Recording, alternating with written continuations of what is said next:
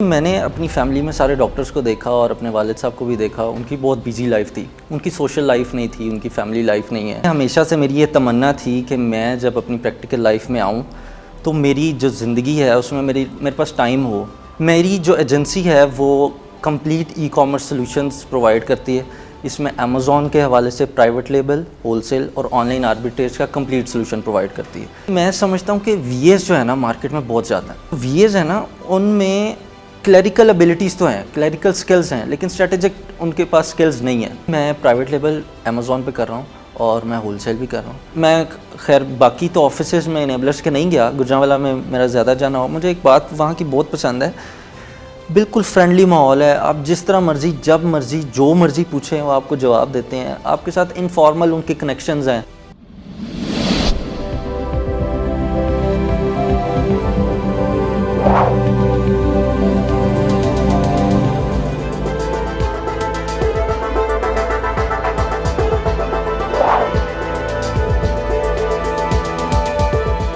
अस्सलाम वालेकुम नाज़रीन, शेयरिंग ऑफ प्रोफेशनल विजडम के साथ मैं हूं अली रहमान खालिद।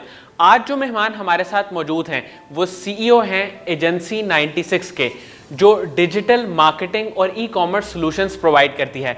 हम इनसे जानेंगे कि इन्होंने ई कॉमर्स का रुख क्यों किया और अपना बिजनेस क्यों स्टार्ट किया। वो क्या मोटिवेशन थी जो इनके अंदर थी कि इन्होंने जॉब की बजाय अपना बिजनेस करना ज़्यादा मुनासिब समझा और फिर ये ई कॉमर्स की तरफ आए और इन्होंने अर्निंग स्टार्ट की। आइए इनसे मुलाकात करते हैं और जानते हैं इनके काम के बारे में। बहुत बहुत शुक्रिया वासिक खावर साहब आपकी तशरीफ़ आवरी का। सर, आपके घर में ज़्यादातर लोग डॉक्टर्स थे और मेडिकल की फील्ड से ताल्लुक़ रखते थे। आप वो वाहिद हैं जिन्होंने ई कॉमर्स का रुख किया और ये सोचा कि मैं अपना बिजनेस करूं। ये ख्याल आपके जहन में कब और कैसे आया? Thank you very much Ali भाई for inviting me here. Qasim Ali Shah foundation के साथ मेरे नाम का जुड़ना मेरे लिए बहुत बड़े एजाज़ की बात है।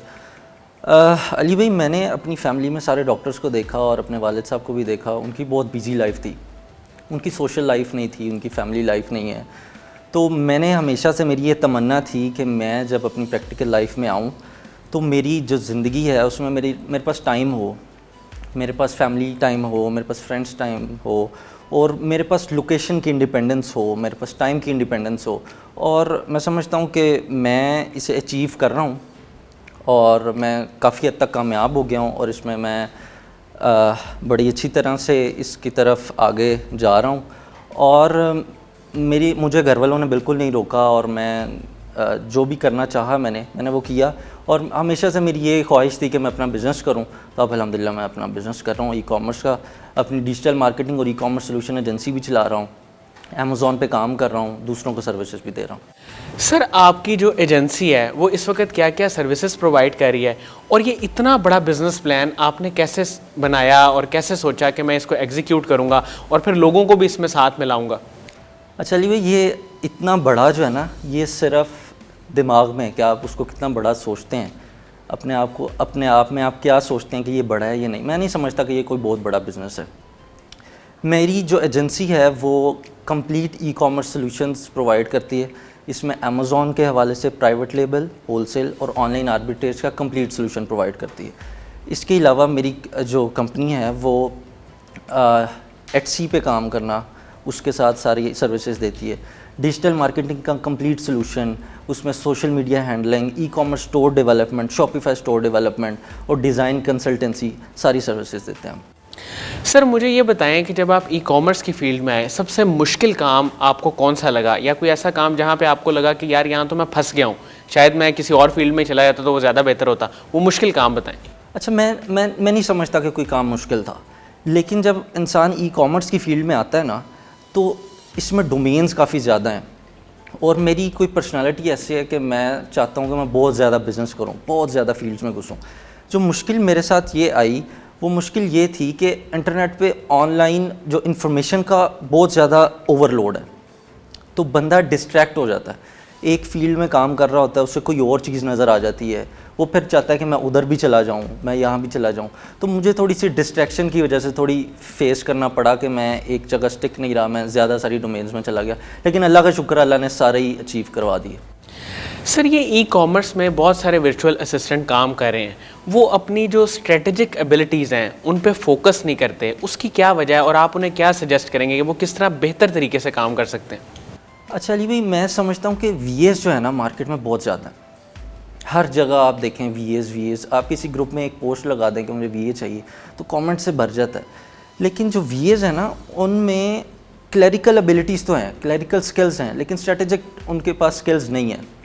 मैं समझता हूँ कि स्ट्रेटेजिक स्किल्स होनी चाहिए। As a private level business owner मैं जब चाहता हूँ कि मैं कोई वीए हायर करूँ तो मैं चाहता हूँ कि जो मेरा वीए हो वो डिसीजंस भी ले, वो डाटा को सारा एनालाइज करे। उसे सिर्फ ये ना आता हो कि मैंने लिस्ट कैसे लगानी है, लिस्ट कैसे तैयार करनी है, पीपीसी कैसे लगानी है, ये सबको ऑप्टिमाइज़ कैसा करना है, डाटा जो अमेज़ॉन सारा हमें प्रोवाइड करता है उस डाटा को एनालाइज कैसे करना है, उस पर डिसीजंस कैसे लेने हैं। अगर कोई कंपेटिटर आ जाता है, वो कोई शरारत कर देता है, अगर नई लॉन्च की हमने, कोई शरारत कर देता है, कोई बैड रिव्यू छोड़ देता है या बार बार रिटर्न कर रहा है, हमारा नेगेटिव कस्टमर एक्सपीरियंस बढ़ा रहा है, या कोई नेचुरली हमारा ऑर्गेनिकली नेगेटिव रिव्यू आ गया, तो ये इसको कैसे टैकल करना है। या कोई ऐसा मसाइल आ गया है, हम आउट ऑफ स्टॉक हो गए हैं, हमारी रैंकिंग ख़राब हो गई है। ये सारे ऐसे मसाइल हैं जो, या कुछ भी ऐसा भी हो सकता है कि जो हमें ना पता हो। इस सब को उसे जानना चाहिए, उसे पता होना चाहिए कि मैंने किसको कैसे हैंडल करना है, उसके पास स्ट्रेटेजिक एबिलिटीज़ सारी होनी चाहिए। तो इसके लिए उसे चाहिए कि वो ज़्यादा से ज़्यादा लर्निंग करें, वो ग्रुप्स में एक्टिव हो, वो देखे लोगों के साथ क्या मसाइल आ रहे हैं और हमारे साथ क्या मसाइल आ सकते हैं, और वो उसके लिए पहले तैयार हो। सिर्फ पाकिस्तान के ग्रुप्स को ना फॉलो करे, वो गोरों के ग्रुप्स को फॉलो करे, ताकि उसे इंटरनेशनल सारा पता चले कि लोगों के साथ क्या मसाइल आते हैं और वो उसको अच्छी तरह समझ सके। सर, आप प्राइवेट लेबल बिजनेस और होलसेल में काम कर रहे हैं, इसके अलावा आप किन किन एक्टिविटीज़ में पार्टिसिपेट आपने किया हुआ है? अच्छा अली भाई, मैं प्राइवेट लेबल अमेज़ॉन पे कर रहा हूँ और मैं होलसेल भी कर रहा हूँ, और इसके अलावा अमेज़ॉन पे मैं ऑनलाइन आर्बिट्रेज भी कर रहा हूँ, और इसके अलावा मैं शॉपिफाई स्टोर्स भी रन करता हूँ, ई कॉमर्स, थोड़ी बहुत ड्रॉप शिपिंग, और मैं एटसी पे भी काम कर रहा हूँ। सर, मुझे ये बताइएगा ऑनलाइन आर्बिट्रेज क्या होता है और इसमें आप किस तरह से काम कर रहे हैं? अच्छा अली भाई, ये ऑनलाइन आर्बिट्रेज जो बिज़नेस मॉडल है ना, मैं समझता हूँ ये अंडररेटेड है। पाकिस्तान में ना इतना लोगों ने इसे फ़रोग नहीं दिया। ऑनलाइन आर्बिट्रेज एक ऐसा बिज़नेस मॉडल है जिसको आप बहुत कम पैसों से शुरू कर सकते हैं। 20,000 पाकिस्तानी रुपीस से भी आप इसे शुरू कर सकते हैं। इसमें होता ये है कि अमेज़ॉन के अलावा बहुत सारी मार्केट प्लेसेस ऐसी हैं ऑनलाइन जो वर्क कर रही हैं, जैसे कि ब्रांड्स के स्टोर्स हैं, कुछ और छोटी मोटी वेबसाइट्स हैं। वहाँ पे जो डील्स आती हैं ना आपको, कि फ़्लैश सेल्स आ गई हैं, बहुत सस्ती चीज़ें मिल जाती हैं, क्लियरेंस सेल्स आ जाती हैं, वहाँ से आप उसे फॉलो करते हैं, वहाँ से चीज़ें देखते हैं, फिर आप एनालाइज करते हैं कि अमेज़ॉन पे कितने की सेल होगी, और फिर वहाँ से आप चीज़ें उठा लेते हैं, अपने पास मंगवाते हैं, उसको कोई बंडलिंग करते हैं या बारकोड्स वगैरह लगाते हैं, और फिर अमेज़ॉन पे एफबीए कर देते हैं। इसमें ज़्यादातर लोग यहाँ पे इसलिए शायद नहीं कर रहे क्योंकि इसके लिए ना आपको एक वेयर हाउस की ज़रूरत होती है, प्रेप सर्विस की ज़रूरत होती है। वैसे वो आउटसोर्स कर लेते हैं कुछ लोग, तो वैसे ये मेरी जो एजेंसी है वो प्रोवाइड करती है 3PL की सर्विस यूके में, तो हम ऑनलाइन आर्बिट्रेज का पूरा सोल्यूशन भी देते हैं। तो अगर कोई भी करना चाहे तो वो हम उसे प्रेप सर्विस देते हैं, वहाँ से जो चीज़ें डिलीवर होती हैं यूके में हम अपने वेयर हाउस में मंगवाते हैं, उससे लेबलिंग करते हैं और अमेज़ॉन में FBA कर देते हैं, और वो अच्छी सेल हो जाती है और उसकी रिटर्न ऑन इन्वेस्टमेंट भी अच्छा है। मैं समझता हूँ कि अगर अमेज़ॉन को आपने स्टार्ट लेना है तो आप इस छोटे से बिजनेस मॉडल से ले सकते हैं, ताकि आपको प्रैक्टिकल एक्सपीरियंस मिल जाए अमेज़ॉन पे सेलिंग। सर, मुझे ये बताइएगा कि अमेज़ॉन पे बहुत सारे लोग इस वक्त काम कर रहे हैं, क्या आने वाले वक्त में मार्केट सैचुरेशन हो जाएगी या ऐसा कभी नहीं होगा? अच्छा, बहुत ज़्यादा हर जगह अमेज़ॉन अमेज़ॉन अमेज़ॉन, मुझे बहुत सारे लोग मिलते हैं अमेज़ॉन ग्रुप्स, इतने अमेज़ॉन। मैं समझता हूँ कि अमेज़ॉन जो है ना, ये एक बिज़नेस की नीश नहीं है। ये नहीं कि ये एक सिर्फ बिज़नेस की एक छोटी सी नीश है कि ये बिज़नेस ऐसा है। मैं समझता हूँ कि ये एक सेपरेट बिज़नेस वर्ल्ड है। जो भी काम आप कर रहे हैं फिज़िकली, जो भी चीज़ आप फिज़िकली बेच रहे हैं, वो अमेज़ॉन पे बिक सकती है, बड़ी आसानी से बिक सकती है। तो मैं नहीं समझता इसमें सैचुरेशन होगी। सर, इस सारे सफ़र में आपके मेंटोर्स कौन रहे जिन्होंने आपको इंस्पायर किया और आपको काम सिखाया और आपकी हेल्प की? मैं समझता हूँ कि हर वो शख्स जिसने मुझे अमेज़ॉन या ऑनलाइन अर्निंग का कुछ भी सिखाया है फेसबुक पे, चाहे वो आम आदमी है, चाहे कोई मेंटोर है या कोई कोच है, मैं समझता हूँ वो सारे मेरे मेंटोर हैं। और जिन्होंने मुझे अमेज़ॉन में एक क्विक स्टार्ट दिलवाया, डॉक्टर कासिम ज़िया मलिक गुजरांवाला में अमेज़ॉन को लीड इनेबलर्स को लीड कर रहे हैं, वो उनके काफ़ी सारे प्राइवेट लेबल्स हैं, उन्होंने हमें एशियन पार्टनरशिप की ऑफ़र की और हमें अमेज़ॉन को एक क्विक स्टार्ट दिया। तो मैं समझता हूँ मेरे बहुत बड़े मेंटोर हैं। गुजरांवाला में हमारे मीर हमज़ा हैं, डॉक्टर कासिम ज़ा मलिक हैं, मुस्तनसर है, चीमा साहब हैं, इन्होंने मुझे बहुत सिखाया, वो मेरे बहुत मेंटोर हैं। और जितने बड़े कोचेज़ हैं अमेज़ॉन के पाकिस्तान में, साकिब अज़हर साहब, सनी अली साहब, हुज़ैफ़ा अली साहब और रिज़वान ज़फ़र साहब, इन सब से मैंने बहुत सीखा है। सर, साकिब अज़हर साहब का एक विज़न है, ख़ास तौर पे अगर हम बात करें कि वो लोगों को एनेबल करना चाहते हैं और वो चाहते हैं कि लोग बेरोज़गारी से निकल के अपने स्किल्स पे काम करें और अर्निंग स्टार्ट करें। ज़ाहिर है जदीद दौर की ये एक ज़रूरत भी है। आप इसको कैसे देखते हैं और उनके काम को कैसे देखते हैं और उनके बारे में क्या कहेंगे? मैं जी सर साकिब अज़हर से बहुत इंस्पायर्ड हूँ। मेरा भी हमेशा से यही एक मेरी तमन्ना रही है कि ऑनलाइन लोगों को पैसे कमाने चाहिए, लोगों को ख़ुद पैसे कमाने चाहिए, जॉब से ज़रा हट के बिज़नेस करना चाहिए। और उन्होंने बहुत अच्छा इकोसिस्टम बनाया है जिसमें आप बहुत सारी स्किल सीख सकते हैं। EBS एक ऐसी है, उसमें मेरा ख्याल है अभी उन्होंने एक अपडेट किया है उसे वर्जन, उसमें बहुत सारी स्किल्स हैं ऐसी जो आप सीख सकते हैं और उसमें एक्सेल कर सकते हैं और ऑनलाइन पैसे कमा सकते हैं। और ये ऐसी स्किल्स हैं कि आप पाकिस्तान में रह के गोरों को स्किल्स दे सकते हैं और आप एक सस्ते मुल्क में रहते हैं, यहाँ की करेंसी ज़रा लो है, वहाँ से आप डॉलर्स कमा सकते हैं, पाउंड्स कमा सकते हैं। तो वो आपको यहाँ पे बहुत वो जो वहाँ के अगर चाहे थोड़े भी डॉलर्स हैं, यहाँ पे आके बहुत हो जाते हैं और आपकी अच्छी लिविंग गुजर जाती है उसमें। सर, मुझे ये बताइएगा, एनेबलर्स का एनवायरनमेंट आपको कैसा लगा और दूसरा इसमें इसका सपोर्ट सिस्टम आपको कैसा लगता है?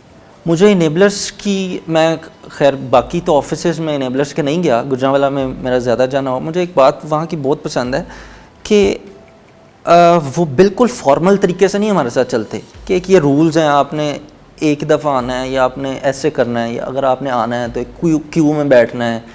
बिल्कुल फ्रेंडली माहौल है, आप जिस तरह मर्ज़ी, जब मर्ज़ी, जो मर्ज़ी पूछें वो आपको जवाब देते हैं। आपके साथ इनफॉर्मल उनके कनेक्शंस हैं, फ़ोन पे आप बात कर सकते हैं उनसे, आप मैसेजेस पे जवाब कर सकते हैं, ग्रुप्स बने हुए हैं, सिटी वाइज ग्रुप्स बने हुए हैं, उसमें बात कर सकते हैं, मंथली मीटअप्स हैं, कोई लंच है, कोई डिनर है। बड़ा अच्छा सा माहौल है, लर्निंग इन्वायरमेंट है, कोई टीचर और स्टूडेंट के अंदर कोई फॉर्मल ऐसा बैरियर नहीं है कि स्टूडेंट को मुश्किल पेश हो कोई क्वेश्चन पूछने में।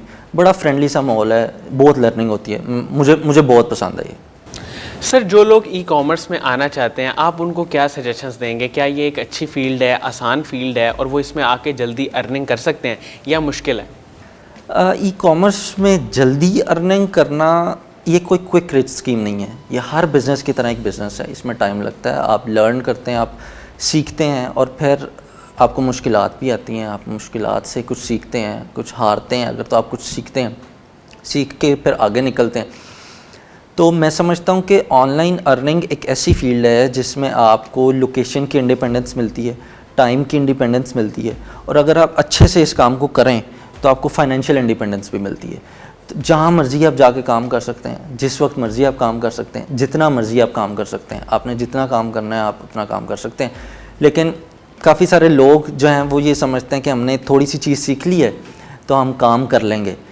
मैं समझता हूँ कि बहुत ज़्यादा नॉलेज की ज़रूरत है, आपको स्पेशलाइज्ड होना पड़ेगा किसी फील्ड में, आपको कोई ऐसी चीज़ करनी पड़ेगी, सीखनी पड़ेगी जो दूसरे को नहीं आती, तभी वो आपसे सर्विस लेगा।